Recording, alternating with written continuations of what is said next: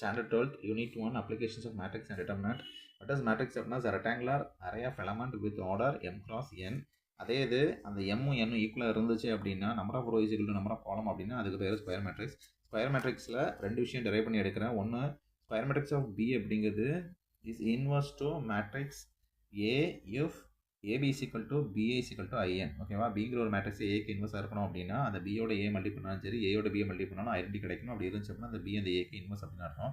அதே மாதிரி ஒரு ஸ்கொயர் மேட்ரிக்ஸ்க்கு அதோட வேல்யூ கண்டுபிடிச்சோம்னா அதுக்கு பேர் டிட்டர்மினன்ட் அப்படின்னு அர்த்தம். இந்த ரெண்டு கான்செப்டையும் வச்சு வரக்கூடிய தியரம் தான் உள்ளது. அப்படின்னா ஏங்கிற ஒரு ஸ்கொயர் மேட்ரிக்ஸாக இருக்கும் பட்சத்தில் அதுக்கு இன்வர்ஸ் எக்ஸிஸ்ட் அப்படின்னா இல்லை ஆகணும் அப்படின்னா கண்டிப்பாக அந்த ஏனுடைய டிட்டர்மினன்ட்ஸ் நான் ஈக்குவல் டு 0 இருக்கணும். அதாவது ஏ வந்து நான் சிங்குலராக இருக்கணும் அப்படின்னு அர்த்தம்.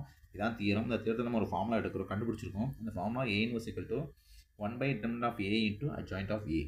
இந்த தியரத்தை மையமாக வச்சு நம்ம என்ன பண்ணுறோம், 3 சம் சால்வ் பண்ணுறோம். ஒன்று எக்ஸாம்பிள் 1.2, இன்னொன்று எக்ஸைஸ் 1.1ல் உள்ள செகண்ட் சம், இன்னொன்று எக்ஸைஸ் 1.3. இந்த 3 சம்மை சால்வ் பண்ணுறதுக்கு உங்களுக்கு என்ன தெரிஞ்சிருக்கணும் அப்படின்னா எப்படி ஒரு ஏக்கு டிட்டர்மினன்ட் கண்டுபிடிக்கும் தெரிஞ்சிருக்கணும். இன்னொன்று ஒரு மேட்ரிக்ஸ் ஏக்கு எப்படி அட்ஜாயின் கண்டுபிடிக்கும் தெரிஞ்சிருக்கணும். சாதாரணமாக 2/2 மேட்ரிக்ஸாக இருந்துச்சு அப்படின்னா ஒன்றும் பண்ணோம்னா டயகனல் மல்டிப்ளை பண்ணிவிட்டு அதை மைனஸ் பண்ணால் போதும்.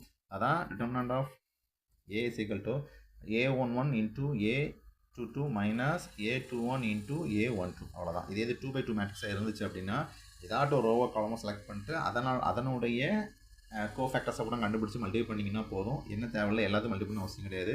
நம்ம அந்த ஃபஸ்ட் ரோ மட்டும் எடுக்கணும்னா A11 எடுத்து அந்த ரோவும் காலமும் டெலிட் ஆகி மீதி உள்ள அந்த 2/2 மேட்ரிக்ஸ் எடுக்கணும். இப்படி ஃபஸ்ட் ரோவுக்கு மட்டும் எடுத்து அதில் மறுபடியும் நம்ம 2/2 மேட்ரிக்ஸ் கிராஸ் மல்டிப்ளை பண்ணுவோம்ல, அதை மல்டிப்ளை பண்ணி ஆன்சரை கொண்டு வந்தீங்க அப்படின்னா அதுதான் டிட்டர்மினன்ட் ஆஃப் ஏ.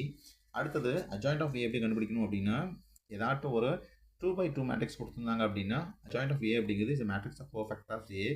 ஒவ்வொரு எலமெண்ட்டுக்கும் கோஃபேக்டர்ஸ் கண்டுபிடிக்கணும் அப்படின்னா அந்த எலமெண்ட் இருக்கக்கூடிய ரோதை காலத்தையும் கேன்சல் பண்ணிட்டு மீதி வரக்கூடியதான் என்னது அதனுடைய கோஃபேக்டர்ஸ். இப்போ ஏ அப்படின்னா அதோடைய கோஃபேக்டர்ஸ், டி பி அப்படின்னா அதோடைய cofactors minus C, factors of C அப்படிங்கிறது மைனஸ் பி, அப்புறம் கோஃபேக்டர் ஆஃப் டிங்கிறது ஏ. அந்த மேட்ரிக்ஸ் என்ன கண்டுபிடிச்சோம்னா எல்லாமே கோஃபேக்டர் கண்டுபிடிச்சோம். அதான் என்னதான் மேட்ரிக்ஸ் ஆஃப் கோஃபேக்டர் ஏ.